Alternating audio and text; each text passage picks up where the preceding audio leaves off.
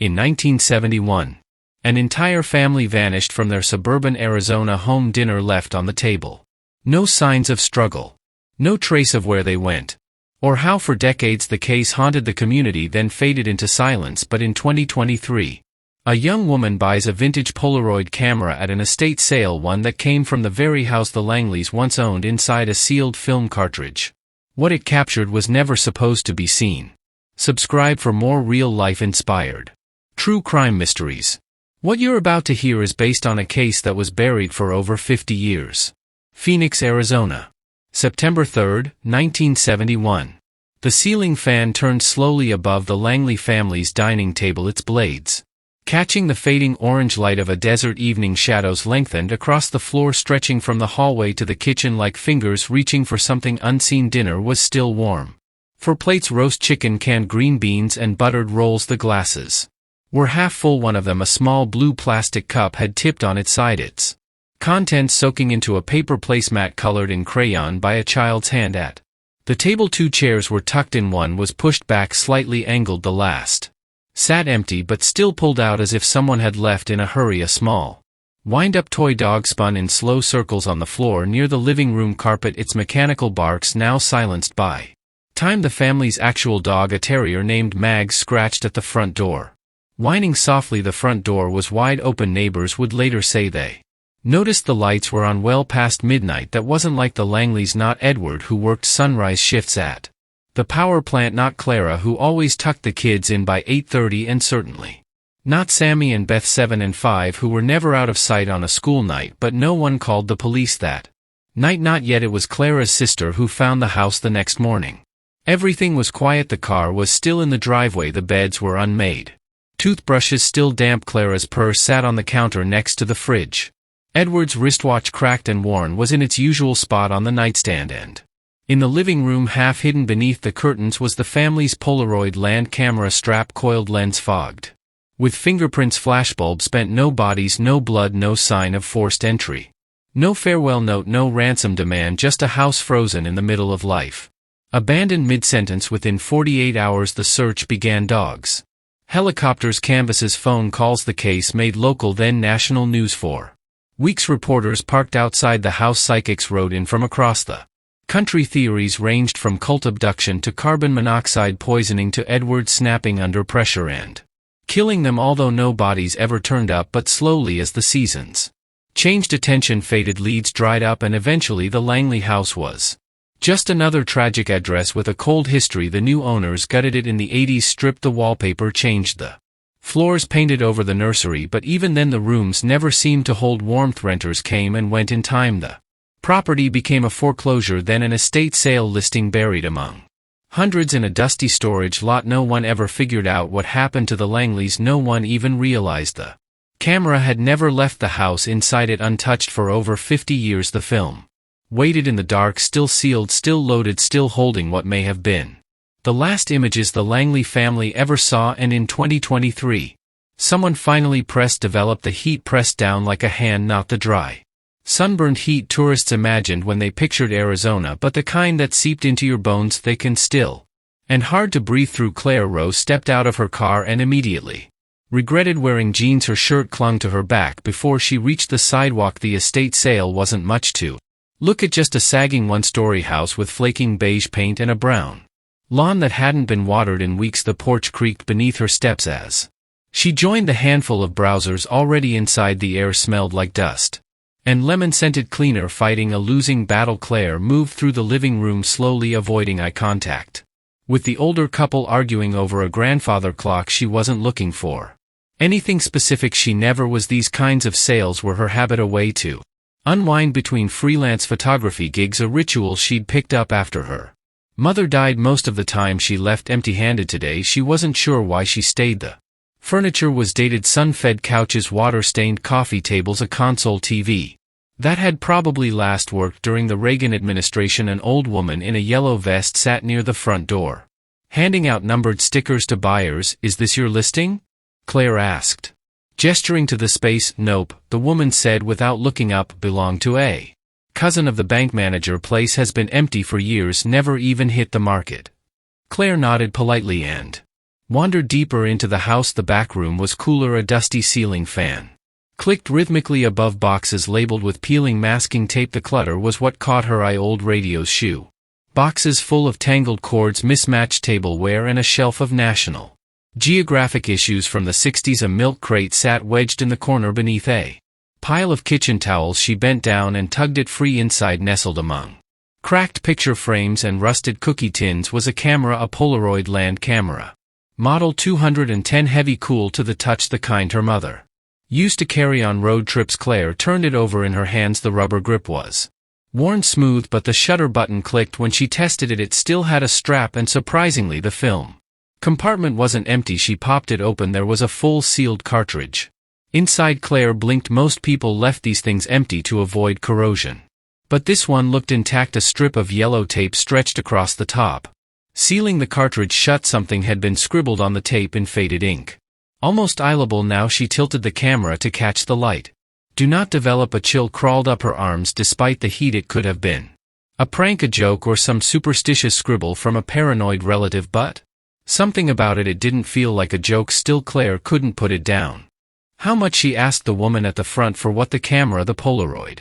$5, the woman said. Everything in that back room is priced to clear. Claire handed her a 10 and waved off the change. She left without looking at anything else. That night she sat at her apartment's kitchen table with a camera in front of her and a mug of lukewarm tea. She'd forgotten to finish. Her apartment was a converted guest house, small, quiet, filled with plants and books and tools of her trade. The only light came from a desk lamp angled down at the Polaroid. She ran a cotton swab along the cartridge slot, cleaned the lens, replaced the corroded batteries with fresh AAS. The camera powered on. It hummed faintly. Claire hesitated. Her fingers hovered over the film door. Do not develop. She thought of throwing the cartridge away or slipping it into her storage box and forgetting about it, but that wasn't who she was. Her brain was already working the angles if the film was usable, and that was a big if. It might hold photos from the late 60s or early 70s. Maybe it was nothing. Maybe it was gold. She peeled back the tape. The glue had hardened but gave way with a sharp crackle. She loaded the cartridge into the camera and pressed the shutter. The machine made a mechanical whirring sound as the first photo emerged. Black, just black, overexposed or expired.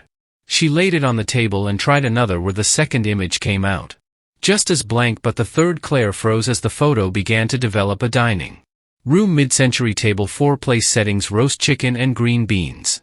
The light fixture above was old. The ceiling fan just visible in the frame. It was like a time capsule, a perfect frozen moment, but there was something wrong with it, something she couldn't quite place. She held the image closer. In the corner of the photograph by the edge of the frame was a hand, just fingers, white, knuckled and curled tightly around the corner of the table, not posed, not smiling, gripping. She set the photo down. Her heart was beating too hard now. She took another shot. The camera whirred. Another photo slid out. This time it was a hallway, yellow walls, family portraits on the right. The perspective was strange, as if someone was standing too close to the lens, like the shot was taken in a hurry. The final photo emerged slowly. It was the same room but empty. No food, no plates, just overturned chairs. The light fixture above tilted slightly, its glass cracked, and in the doorway leading outside a small shadow, a child face turned away. Claire leaned back, stunned. It wasn't just that the pictures were old. It wasn't just the creepiness of the photos themselves. It was the overwhelming sense that she was seeing something no one was meant to find, that these photos had been taken on a night when something had gone terribly wrong. She turned the camera over again, scanning for a name, a serial number. Anything. A faint label was stuck to the inside of the strap, Langley 428, Sycamore Street. Claire sat very still. She knew that name, not from photography, not from history. From a podcast episode she'd half listened to last year. It was the one about the family that vanished from their Phoenix home in the 70s, the house that had never been resold, the case that went cold. The Langleys. She looked down at the photo still developing on the table. The child in the doorway was barefoot, and the shadow stretching toward them was not theirs. Claire didn't sleep that night. The 3 photographs sat like quiet warnings on her kitchen table, arranged in the order she'd pulled them. The final one, showing the empty room and the child's silhouette, seemed to darken by the hour, like it was holding something back until it was ready to be seen. She sat cross-legged on her couch, laptop open, typing keywords into a dozen search tabs. Langley family. Disappearance 1971, Phoenix, missing family dinner table. Sycamore Street, cold case, Arizona, family vanished, Phoenix, Polaroid.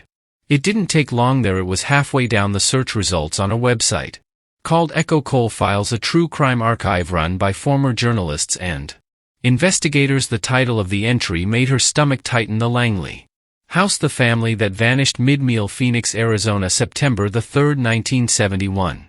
For family members disappear without a trace. The article was detailed disturbingly so. The Langleys had been a quiet working-class family. Edward Langley worked for the Salt River Project as a lineman. Clara was a part-time church secretary. 2 kids, Beth 5 and Sammy 7. No history of debt, no custody battles, no criminal background. The last confirmed sighting was at the grocery store around 4:30 p.m. A neighbor reported seeing Edward watering the front lawn around 6 o'clock. By 8 the lights were on but no one answered the door. By morning the house was silent. Clara's sister found it just like the photos. Claire had pulled food on the table, nothing touched, door wide open. Police arrived within the hour. There were no signs of forced entry, no broken windows, no bloody footprints, no suicide notes, just a home that looked like its inhabitants had simply stepped out of existence. The case spiraled quickly into the surreal rumors of cult activity, UFO sightings in the desert that week. A man who claimed he saw the Langley children walking along Route 17 with a woman in a yellow dress, but who later recanted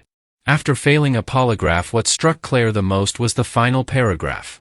Among the household items found at the scene was a Polaroid land camera Model 210. It was logged into evidence as inactive. The film compartment was empty. The camera disappeared from evidence storage sometime in the 1980s, most likely auctioned or discarded during departmental downsizing. The original chain of custody was never recovered. Claire leaned back from the screen. Her hands were shaking again. The camera she found was the camera from the case. She grabbed her phone and opened her notes app, jotting down everything she knew so far. It was how she worked, like piecing together a visual puzzle. She needed to see the timeline, map it out, trace every clue until something clicked. Then she paused. If she had the camera, if the film was original, that meant the photos she developed had never been seen by investigators. These were undeveloped at the time of the disappearance, which meant one terrifying thing: someone, likely the person responsible, had taken them, then left the camera behind, assuming the film would never survive. It had, and now it was speaking. The next morning Claire drove to the Phoenix Public Records Office. The building was cool and gray inside, all vinyl tiles and humming fluorescence. She signed in, gave her ID, and asked for public access microfilm on the Langley case. The clerk, a woman in her 60s with sharp eyes and a librarian's gait, took a long look at her. You a reporter? Photographer working on a personal project. The woman didn't press. She disappeared into a back room and returned 5 minutes later with a box labeled Langley Disappearance Case Number 71 to 9204, Music. Claire slid into a viewing booth, fed the first roll into the machine, and began turning the dial. The old headlines blurred by missing family stuns. Community dinner table still set, but where are the Langleys? Police, no leads, no suspects in vanishing case. She paused at one article from September 7, 1971. The front page included a black and white photograph of the dining room taken by police. Claire squinted. The shot was nearly identical to the one she had developed at home, same angle, same lighting, but something was missing in her photo. The hand gripped the corner of the table in the police photo. That part of the table was cropped out entirely. She flipped to the report details. Several lines were blacked out. Note: film recovered in camera was blank. Possible light exposure. Camera logged no further analysis requested. Object considered non-evident. That made no sense. Claire knew how durable old film could be, even if light-damaged fragments should have shown up. But someone had clearly written off the film or lied. She leaned back, staring at the screen, unsure if what she was feeling was adrenaline or fear. Something about this case had been deliberately buried. That night Claire called her friend Dominic Tran, a forensic technician she'd met 3 years ago while shooting a documentary series on cold cases in Flagstaff. He owed her a few favors. "Are you sitting down?" she said after he picked up. "I'm literally slicing pizza over the sink. What's up?" "I need you to run a name through your system." Raul Drios. Pause. "That's random. It's a lead connected to a missing persons case from 1971. I found photos once that were never logged." Dominic sighed. "You're serious?" "I have the actual camera." She heard his breath catch. "Okay, I'll check quietly, but if it's an active investigation, it's not." She said, "It's ice cold, but now it's thawing later." Claire couldn't stop staring at the photo with the child. She took out a magnifying lens and examined the edges, the shadow behind the child. It wasn't smoke, it wasn't furniture, it was a figure, tall, angular, unmistakably human. But wrong. The head was slightly too large for the shoulders, the arms long. Like the elbows bent the wrong way, the face was turned just enough to suggest features but blurred beyond recognition. Not by motion but by intent. Claire sat frozen in her chair for a long time then. She did something she hadn't done in months. She pulled out her recorder and hit record. Log entry 1 Langley House. Polaroid film recovered 3 photos developed. First dinner table full meal. Hand visible in frame. Second hallway partial blur off-kilter angle. Third room. Empty child in doorway. Unidentified figure behind them. Film appears original. Timestamps missing. Investigative materials from 1971 confirms similar room. Setup evidence suggests someone remained in the house after disappearance, possibly a 5th person never identified. Beginning independent investigation. She turned off the recorder and for the first time in her life she felt like the photo had taken her picture back. Claire didn't leave the apartment the next day. The 3 developed Polaroids now sat in protective sleeves inside an archival box she used for high value prints, but she couldn't stop looking at them. Every time she did, the third photo, the one with the child in the shadow, seemed to shift just a little more, like it didn't want to be still. She spent the morning digitizing the images with her DSLR, adjusting light levels and contrast, running them through photo enhancement software on her laptop. She didn't add anything, just clarified the shadows, trying to tease detail out of the grainy film. It wasn't just a figure behind the child, it was a man or something close to one. Broad shoulders, elongated neck, arms strangely rigid at his sides. No obvious face, just the suggestion of a mouth slightly open. The figure stood halfway in the hallway as if caught mid-step. It hadn't been posed, it had been caught by accident. The timestamp metadata was corrupted. Of course, old Polaroid film never had digital time signatures, but the dust on the lens, the streaks on the emulsion. Claire could estimate the shot had been taken at or just after sundown. The final light before a house went dark. She opened a new project folder on her desktop, Langley photographic evidence raw, and started uploading the files. By noon Dominic called. "I ran the name you gave me," he said. "Raul Dreyfus. There's no record in any major state database, no driver's license, no arrest record, not even a DMV entry for the 1970s. What about property records?" Claire asked. "Anything tied to Sycamore Street?" "There's one hit," Dominic said. "Deed transfer for 28 Sycamore in 1981 from county repossession to a trust named Desert Willow Holdings. The trustee on file R. Drio, so he took control of the property after the Langleys vanished. Looks that way might have been a shell name. I dug into Desert Willow Holdings. It dissolved in 1983. No tax returns, no business filings, just vanished." Claire's heart started to race. Dominic, if this guy staged the disappearance and then bought the house through a trust, it's not just suspicious, it's premeditated. "I know," he said, "but that's not even the weirdest part." He paused. "I looked up the original forensics from 1971. The film was logged as damaged, declared blank, but guess who signed off on the analysis?" Claire waited. "Detective First Class Vernon Dreyfus." Her skin prickled. "You think they were related? Same last name?" Small city department back then would have been easy to fudge paperwork, especially if you wanted something to disappear. Claire stared at the camera sitting on her desk. "I have Vernon Dreyfus's signature scanned," Dominic added. "Want it?" "Yes, send everything." That night, Claire pulled the blinds and set the photos out again. She placed the third image, the one with the child and the man, under a large magnifying glass and tilted the lamp low. Then she saw it in the top right corner, barely visible unless the light hit just right, was a sliver of reflection in the hallway mirror. It wasn't part of the figure. It wasn't the child. It was someone else, a third presence, a face watching.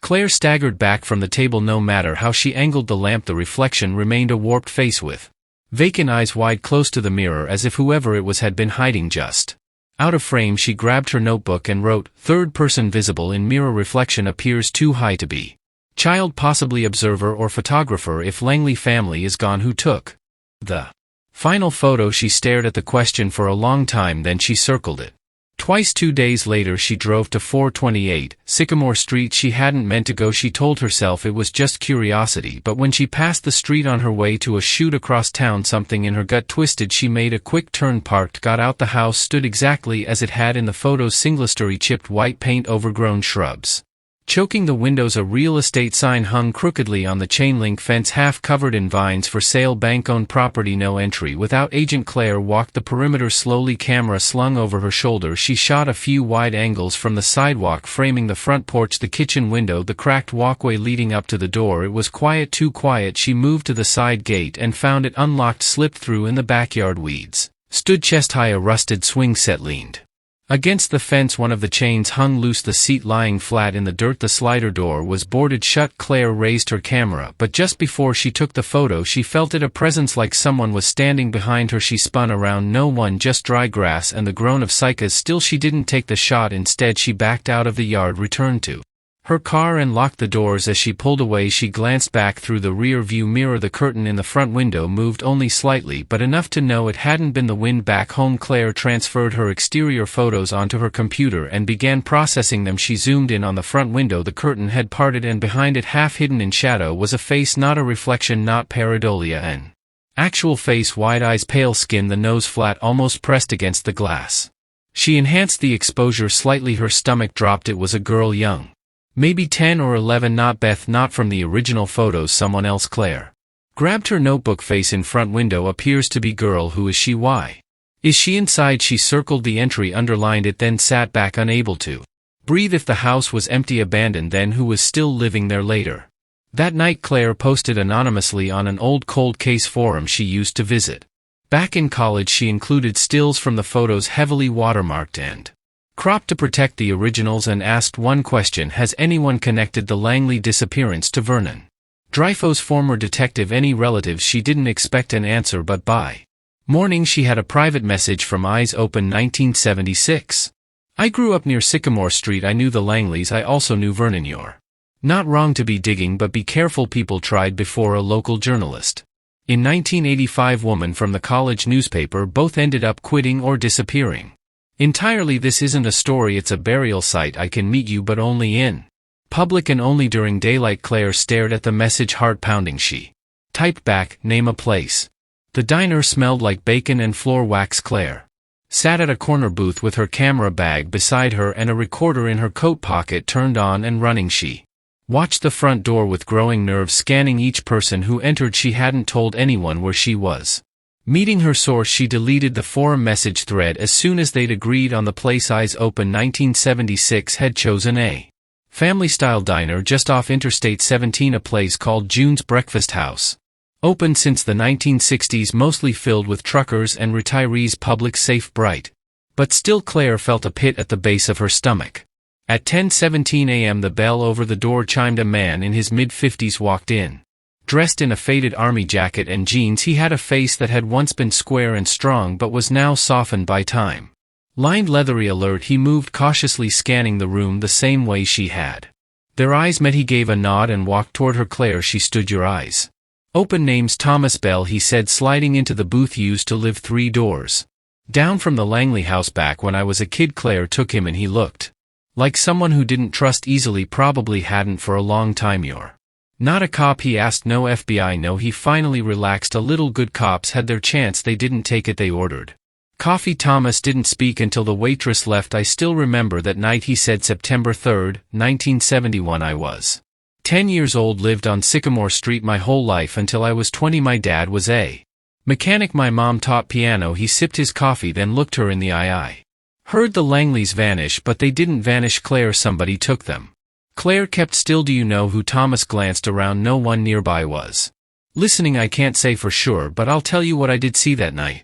Around 8 o'clock I was in our backyard looking for our cat. Our fence backed up to theirs. I saw someone at their sliding door. A man. He was tall, big shoulders. I thought it was Mr. Langley at first, but then he stepped into the porch light. He looked away. It wasn't Edward. What did he look like? Thomas didn't answer right away. You ever see someone and just know something's wrong, not because they're doing anything, just because of the way they feel in a space? This guy didn't walk like he belonged in that house. He moved slow, deliberate, like he was acting, but didn't understand how people are supposed to move. Claire's throat was dry. I only saw him for maybe 10 seconds, Thomas said, then he turned and closed the sliding door. Lights inside went off a minute later. After that the house was just still. Did you tell anyone? My dad, but he said I was imagining things, said I was being dramatic, that the Langleys probably just went on a trip and forgot to tell someone. The police came the next day. I told them what I saw. Know what they did? She shook her head. Nothing. They didn't even write it down. One officer patted my head and said I had a vivid imagination, told me not to talk about it to the neighbors. Claire took out the digitized photos and laid them on the table, flipped over for privacy. I found these in the original camera from inside the house. You need to see them. He hesitated, then nodded. She turned them over one by one. The dining table, the hallway, the Child in the doorway with the looming figure behind, and then the enhanced crop of the mirror showing the watching face. Thomas stared at them for a long time, then he exhaled sharply and said, "Jesus. That's not Edward Langley," Claire said. "That's someone else, maybe the man you saw." He tapped the mirror image. "That's not a reflection from inside. Look at the height, the way the eyes are level with the hallway trim. That person standing in the wall." Claire blinked. "What do you mean?" "I mean behind the mirror. That part of the house had an access crawl space, an old one I remember from when the Langleys had some plumbing redone in '70. My dad helped with the job. The mirror is built into the drywall, but there's room behind it." Claire leaned forward. "So someone could have been hiding." Thomas nodded slowly. "That house has dead spaces. Crawl tunnel storage gaps between walls. It was built cheap and fast in the '50s. It's like a honeycomb in there." Her mind raced. The child in the photo wasn't just in danger, they were being watched from multiple angles. Claire lowered her voice. "Do you know anything about Vernon Dreyfus?" Thomas looked up sharply. "I haven't heard that name in years. He was lead detective on the case, signed off on the film. Evidence is blank. Later acquired the house through a shell trust." Thomas's jaw clenched. "That doesn't surprise me. Dreyfus was dirty. Everyone knew it, but no one had the stones to say it out loud. He was obsessed with that case, spent more time in that house than anyone else. My dad said he kept going back at night even when the investigation was closed." Claire's skin crawled. "Why, I don't know, but people said they saw lights on when it should have been empty. Sometimes a car parked down the street with the lights off." Dreyfus died in the '90s heart attack, I think, but the whispers never stopped. Some say he wasn't just covering something up. They say he lived there for a while in secret. Claire looked down at the photos again. "Then who's in the house now?" Thomas didn't answer. "Back at home." Claire uploaded her interview recording and filed it alongside the photos. She stared at the enhanced mirror image now digitally cleaned and sharpened. What if the house had never been empty? What if it had always been watching? She opened her recorder again. Log entry 2. Interview with Thomas Bell, eyewitness from 1971, confirmed sighting of unknown male at Langley residence same night of disappearance. Description matches figure in third photo. Possible hidden access behind hallway mirror implies second photographer or observer. Next step. Re-enter 428 Sycamore. Document wall interiors. Investigate crawl space. Attempt contact with current occupant, if any. She closed her laptop, heart pounding. Then she packed her flashlight, gloves and camera, because if the answers weren't in the photos, they were still inside the house. Claire waited until just before dusk. She parked 2 streets over from Sycamore, changed into dark jeans and a black hoodie and a packed light. Just her camera, a small LED flashlight, latex gloves and a crowbar wrapped in a towel. She told herself this wasn't breaking in, it was reclaiming evidence. Something had happened in that house, and if the system wouldn't chase the truth, she would. As she walked the last 2 blocks, the wind picked up, scattering dry leaves across the sidewalk. The neighborhood was quiet. Half the houses looked vacant, the rest too run down to have security systems. The Langley house sat like a bruise in the middle of it, forgotten and fading, its porch light long dead. Claire ducked behind the side gate and slipped into the backyard. The slider was still boarded up. She knelt by the window nearest the back of the house. The same room shown in the second Polaroid. The screen was rusted at the corners. She pried it off carefully, then pressed her hands against the glass. Unlocked. She hesitated only a moment, then pushed the window, groaned upward on the warped rails. Claire slid inside and landed in the dining room. It was cold, colder than it should have been for an Arizona evening. The air inside felt still, unmoved, like it had been sealed for decades. She clicked on her flashlight and swept the beam across the room. The wallpaper was peeling. The light fixture above the table hung crooked, missing one bulb. Dust coated every surface. The room was frozen, almost just like the Polaroid. But the table and chairs were gone, so were the plates. Only a faint rectangle of cleaner floor tiles remained where the table had once stood. She made her way to the hallway. The floor creaked under her feet, the sound loud in the silence. She passed a faded family photo. Edward, Clara, Beth and Sammy, all smiling. Beth wore a blue dress with white daisy buttons, the same dress as in the police report, the same dress from the photo. Claire kept moving. The hallway ended at a door, closed but not locked. She pushed it open. It was a bedroom. Pink wallpaper, sun-faded, and peeling stickers of cartoon animals dotted the closet door. A child's room. The window had been painted shut and the room smelled of old fabric and dry air. She turned back toward the hallway and stopped. To her left, halfway between the dining room and the child's bedroom, was the hallway mirror, large oval framed in black painted wood. It was clouded now, but unmistakable. This was where the reflection had been captured. Claire reached out and touched the glass, cold. She knocked hollow. She stepped back and examined the wall. A faint seam ran around the mirror's frame, just wide enough to suggest it wasn't flush with the drywall. She pressed along the edges. One corner gave way. A panel popped loose with a quiet snap. Behind it, darkness, a crawl space. Claire slipped on her gloves, pulled out her flashlight and crouched down. The opening was tight, maybe 3 foot tall. She angled her headlamp and slid in on her stomach, pulling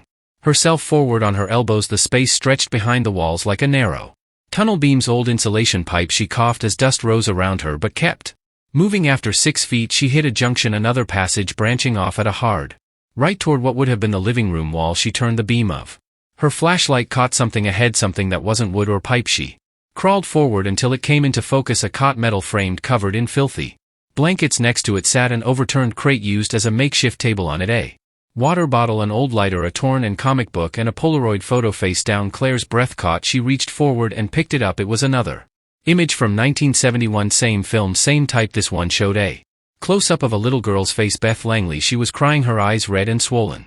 Her hands were tied in front of her. The background was too dark to place, but the flash illuminated enough. The child had been photographed after the disappearance. She turned it over in faded ballpoint pen. Someone had written, "She still cries, but not for long."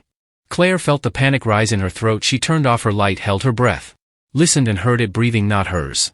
Shallow, raspy from deeper inside the wall. Claire backed up slowly, her elbows scraped insulation, her knees caught on something sharp. She didn't dare turn the light back on. The breathing grew louder, then stopped. She crawled fast, her heart through, her lungs burning. She twisted out of the crawl space and fell back into the hallway, gasping. Her hands shook as she reattached the panel, pushing it flush against the frame behind the wall. Something scratched softly against the wood, not violently, not fast, just enough to let her know it was there. She grabbed her bag and ran for the window, climbed out without closing it, hit the yard and sprinted through the gate. She didn't stop until she reached her car. That night Claire sat on her bed with a new photo laid out on her pillow. Her hands still shook. She recorded a new log entry. Log 3, evidence recovered from crawl space behind hallway mirror. Polaroid image shows Beth Langley post disappearance confirmed. Physical distress message on back implies ongoing captivity, suggests at least one family member survived for extended time. Crawl space inhabited recently. Evidence of water. Comic sleeping cot heard active breathing while inside wall. No known occupant of house listed in property record. Returning tomorrow with backup. Bringing Thomas. She closed the recorder and then locked every window in her apartment. Claire didn't sleep that night. She sat at her desk replaying the sound in her head, the low steady rasp of breathing from inside the crawl space. Not animalistic, human. She'd heard enough to know the rhythm of lungs, not panic, not fear. Someone had been watching her. She stared at the Polaroid photo of Beth Langley lying on the desk under a sterile reading lamp. The image was clearer now, cleaned up through Lightroom, clarified, but not less disturbing. Beth's hands were bound with coarse rope. Her hair had been cut unevenly. The lighting was harsh, the kind used in basement or closets. A flash with no diffusion, but it wasn't just the girl. Claire had zoomed in the left side of the frame behind the child. Near her shoulder was the soft curve of something metallic, almost hidden behind shadow, the corner of a camera lens. Someone had taken a picture of the photographer. She called Thomas Bell just after sunrise. "I need you to meet me 10 a.m. sharp." "You okay?" "No," she said, "but I think I found where they were kept and I wasn't alone." There was a pause. "Send me the address again," he said. "I'll bring a pry bar and a crowbar just in case." They met at a gas station near the Sycamore neighborhood, parked Claire's car behind a shutdown dry cleaner, and walked the remaining blocks in silence. Claire had brought her camera, gloves, flashlight, recorder, and a new item, a handheld gear counter which Dominic had mailed overnight from Flagstaff, not to check for radiation but for electrical activity and magnetic interference, anything odd behind the walls. "I don't want to be surprised again," she told Thomas. "You won't be alone this time." They entered the house through the same window. Inside it was just as cold. The smell was stronger now, something faintly organic like mold or mildew mixed with the lingering musk of old insulation. Claire led him to the hallway. "This is it," she said. "The mirror, the hidden spaces behind this panel." Thomas examined it, nodded, and carefully pried it loose. The panel came off clean and the tunnel gaped open like a mouth. "You really crawled in there?" "Yes," she said, "and something was in there with me." Thomas clicked on his flashlight. "Let's confirm." Together they entered the crawl space. Claire crawled behind him this time. Her gloves scraped wood and wire. She pointed out the cot, the comic book, the photo. Thomas picked it up, turned it over, and read the message. "She still cries." He murmured, "Jesus." He sniffed. "There's something else. Do you smell that?" Claire nodded. "Yeah, I couldn't figure it out." Thomas pushed farther, rounding the corner where the tunnel branched. He shone the flashlight ahead and stopped. "CLA," he whispered, "there's more." She crawled up beside him. Ahead in the narrow space behind the drywall were boxes stacked 2 high 3 wide, nearly blocking the passage. Someone had used the crawl space like a storage unit. Claire's heart pounded. They pushed one box forward. Inside, film cartridges, dozens, all vintage, all unopened, all labeled in small spidery handwriting. September 1971. Hallway not developed. October 1971. Girl in blue, good framing. 1972. Teaching room. 1974. Broken doll. 1979. Watcher in mirror. Claire's stomach twisted. These weren't photos taken by the Langley family, she whispered. They were taken of them and after Thomas. Opened the next box. Inside Polaroid photos developed curled with age. They weren't just of Beth, some were of Sammy. Some showed Clara alive sitting in a chair with her wrists zip-tied, eyes closed, mouth taped. One photo showed all four members posed standing stiffly in the dining room. A date was scratched into the border, April 1972, a full 7 months after they had officially vanished. Someone kept them alive. Claire breathed for months, maybe longer. She flipped through the stack. Some images showed strange environments. Concrete walls, narrow bunks, metal doors, a basement, a fallout shelter. Others were worse. One image showed Beth sitting beside an older woman Claire didn't recognize. Both wore matching blue dresses. The girl looked glassy-eyed. The woman's face was turned away. Another image showed cameras, dozens of them stacked neatly in a wooden cabinet, all different models and ages. All pointed toward a chair in the center of the room. A setup, a studio. Whoever did this, Thomas said, they didn't just hide the Langleys. They documented them. They pulled out the third box and found audio tapes, realtor cassettes marked with handwritten labels. Session 4, obedience. Beth learns the mirror game. Clara interview. She cries again. Claire stared at them in horror. He recorded everything. She took a photo of each box, carefully labeled, and documented everything. Then she paused. What if this isn't all? She said. What if the crawl space connects somewhere else? Thomas scanned the area there, he said, pointing. That side wall runs parallel with the garage. There might be a false wall on the other side. They backed out, slowly returned to the hallway, and opened the door that led to the attached garage. It smelled of rot and old paint.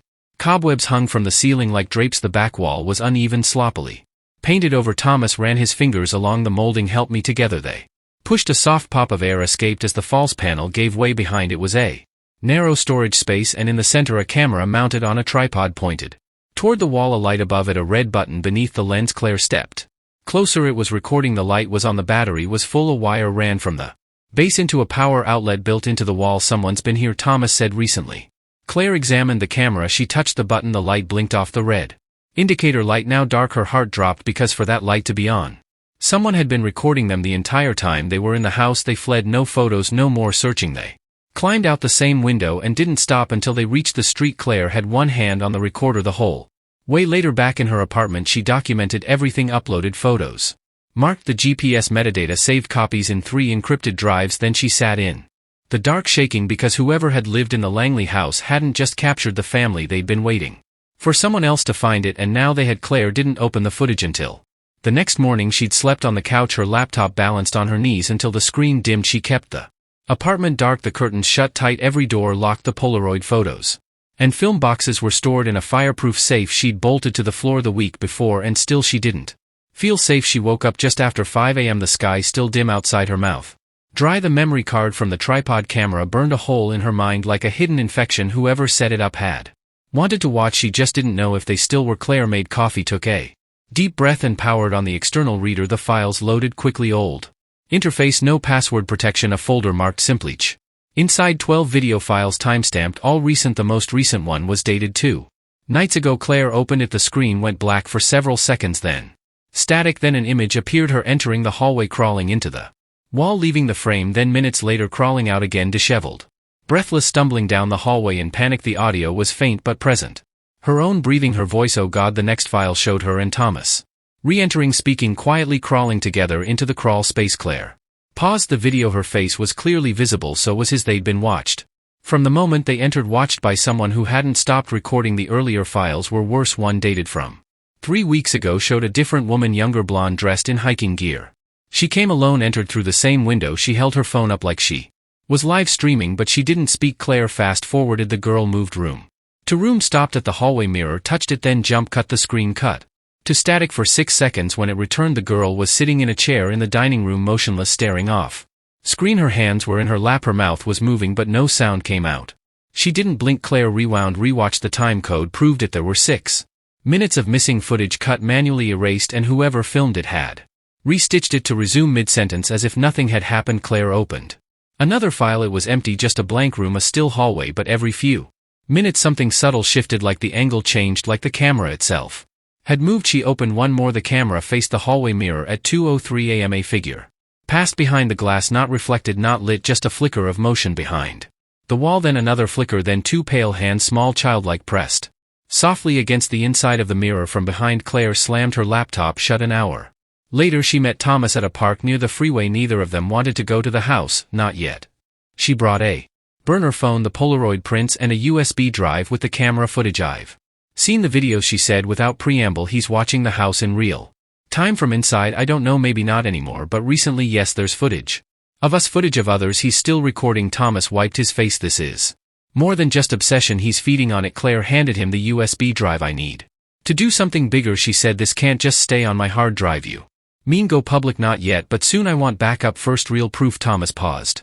You know what I remember about the Langleys? They were good people, quiet, kind. Edward helped fix my dad's truck when it stalled during a storm. Clara used to bring us leftover pies. Claire looked down at the photo of Beth. I think someone kept them in that house for years, then moved them, and I think the person who did it is still nearby. Thomas frowned. Vernon Dreyfus is dead. Claire nodded. But what if someone else picked up where he left off that night? Claire posted anonymously again on the Cold Case forum, this time with a blurred image of the second Polaroid, the hallway photo. She included an edited version of the reflection, no context, just a message for those still watching. We see you now and we have your film. The reply came 5 hours later from a new user, Shuttered Eyes 1973.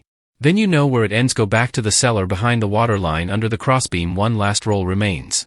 Claire reread the message 6 times. She hadn't posted any details about the crawl space or the mirror or the basement. Whoever sent that message had been in the house recently and they were giving her a lead or bait. The next morning she and Thomas returned to 428 Sycamore. They brought masks, gloves, headlamps and bolt cutters. The side window opened without protest. The air inside felt heavier now, like something new. It was being hunted. They went straight to the garage. The far wall was damp. A thin copper water line ran through the drywall near the floor beneath it, just where the message had said. They found a loose section of wood beam softened by time. Claire pried it back inside a cloth bundle tied tight.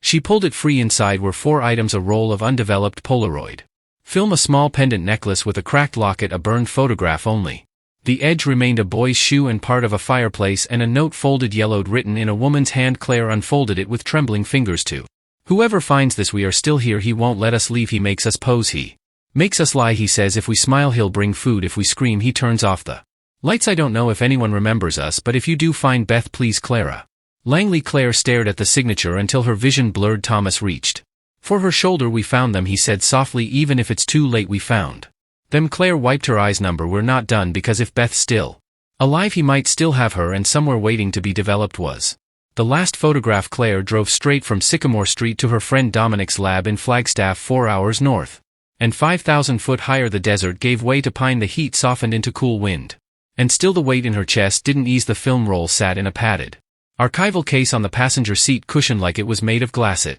was still sealed, unopened since at least the 1970s. The cloth bundle had reeked faintly of smoke, and the burned photograph tucked beside it haunted her. The partial image of a shoe, a fireplace, and scorched paper curling at the corners. Something told her that wasn't just any photo, it was a warning. She didn't call ahead. Dominic owed her more than one favor, and he wouldn't ask questions. He worked out of a university basement lab used for restoring fire-damaged documents and fragile negatives, mostly for the archives department. She parked, grabbed the film, and went inside. Dominic raised his eyebrows the moment he saw her. Claire Rowe, I should start charging you rent. I need your best scanner, a controlled dark room, and maybe moral support. He glanced at the case in her hand and the expression on her face. He didn't ask. Room 3, let's see what you've got inside the lab. Claire pulled on gloves and laid the cartridge on the table under a clean light. She moved carefully, treating the thing like it could detonate. It was a Polaroid 108 pack.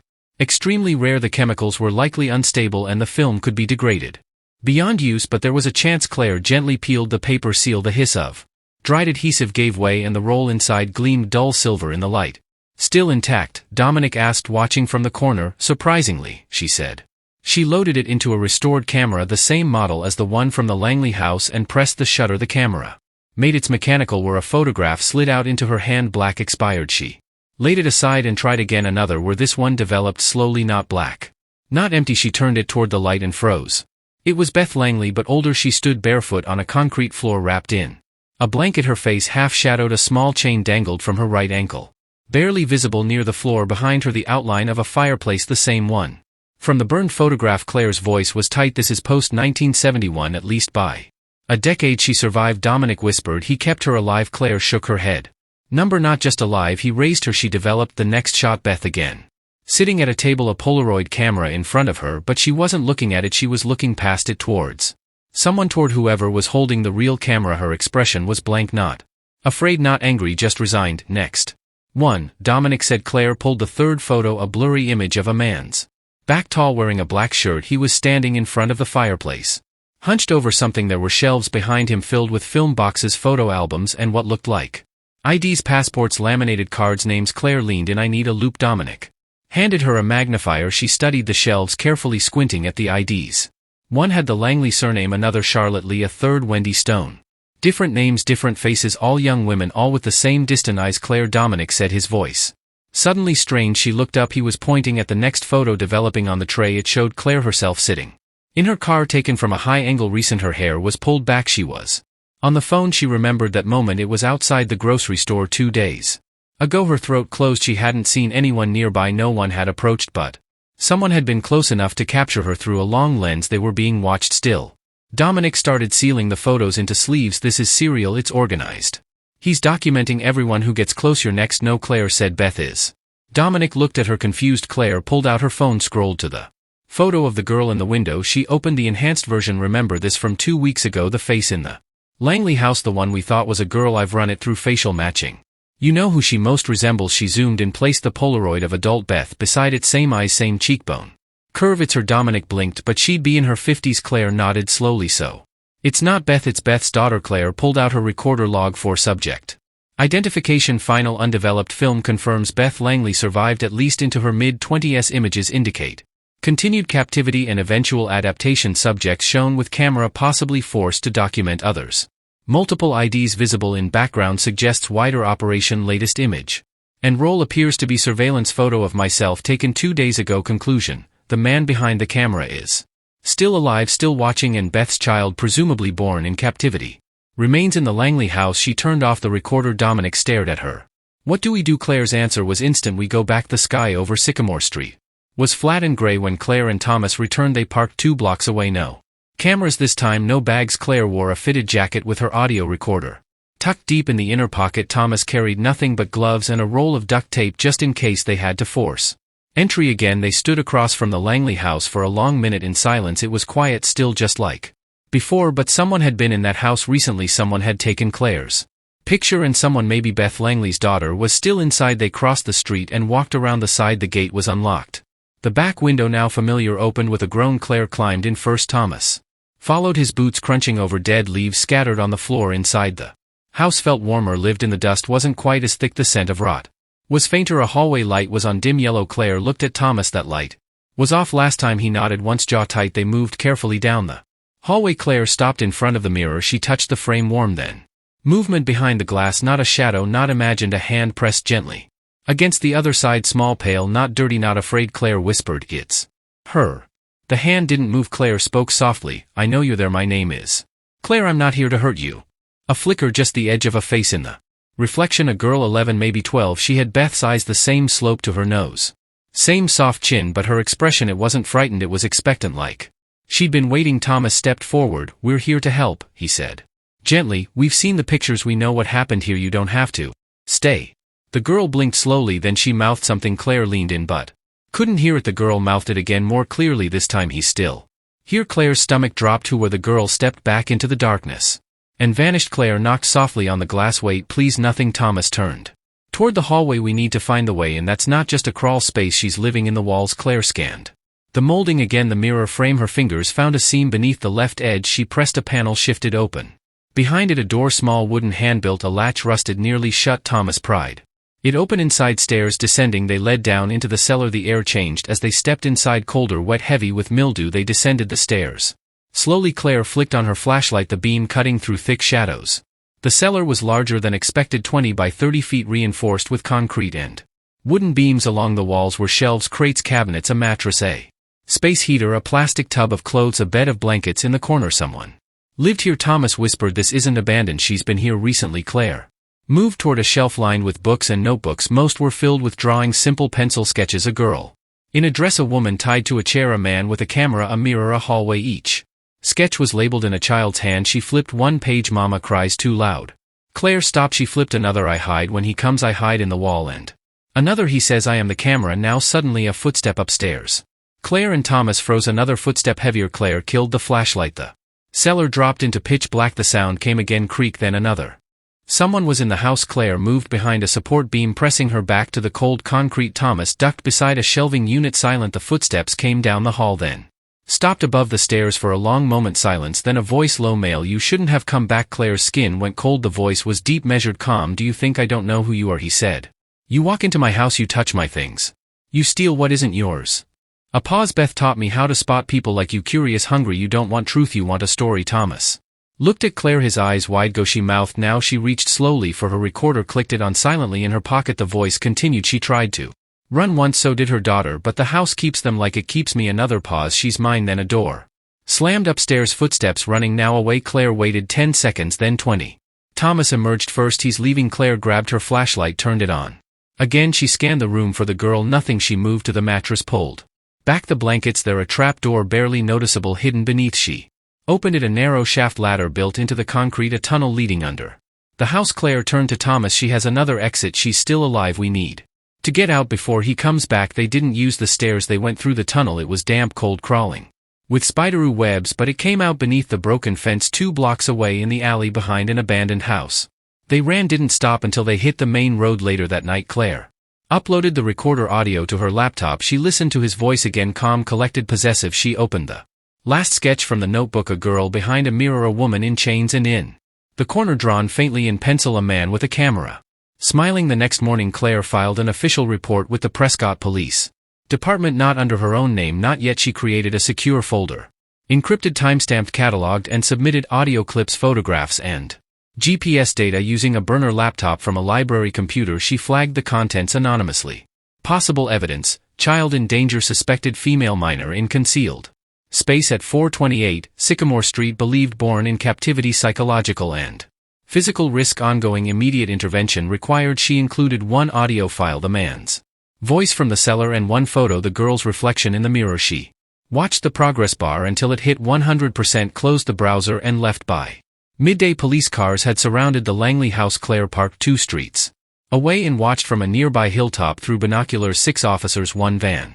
A crime scene tent was erected over the front yard. The window she had used to enter was now boarded shut. A woman in a department windbreaker spoke to someone with a clipboard. Another man, likely from CPS, stood with a medic at the side entrance. Claire's chest tightened. Then she saw her, the girl wrapped in a silver thermal blanket, eyes wide, barefoot on the grass. She was holding a small stuffed rabbit, hair matted but alive. Claire watched as paramedics approached.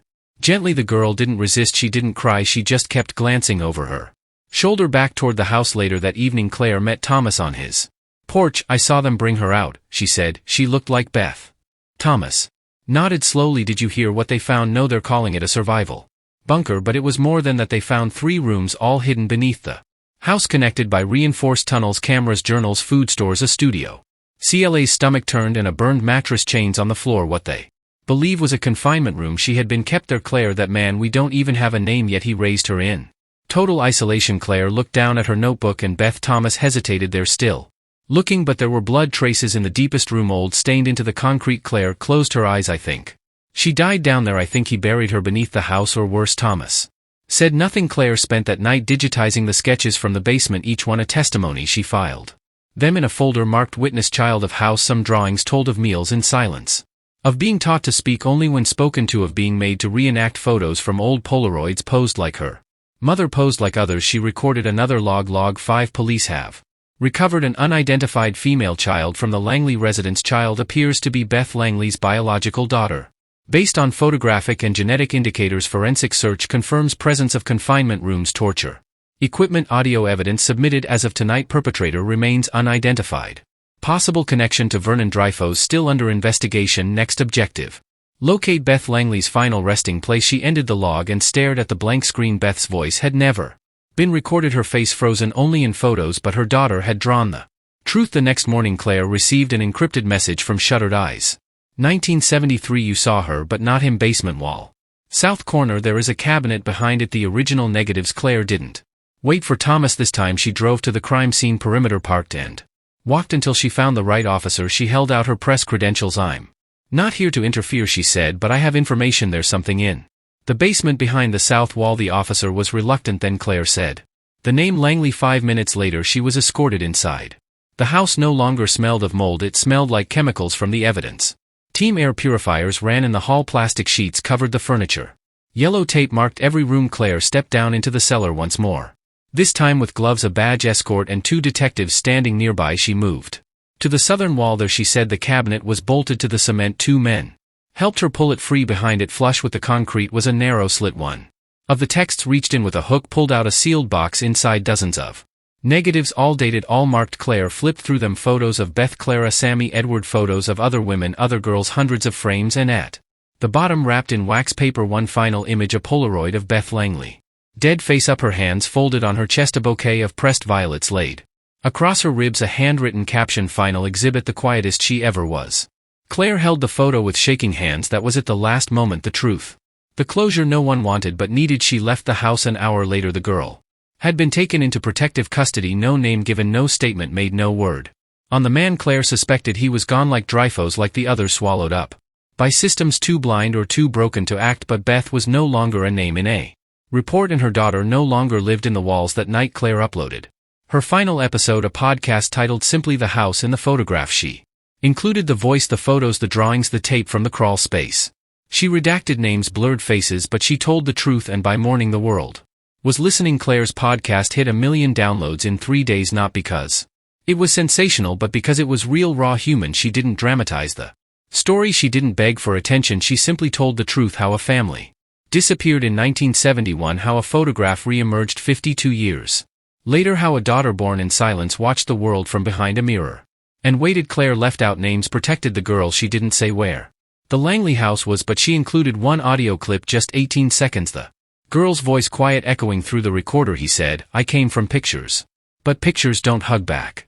That one line spread across the internet like fire. Forums dissected it, advocates amplified it, survivors of captivity, of abuse, of loss, they reached out to her by the hundreds, but not everyone believed. Some called it fake, a performance, others said she'd fabricated evidence, staged the crawl space. One email simply read, "Truth doesn't come from ghosts."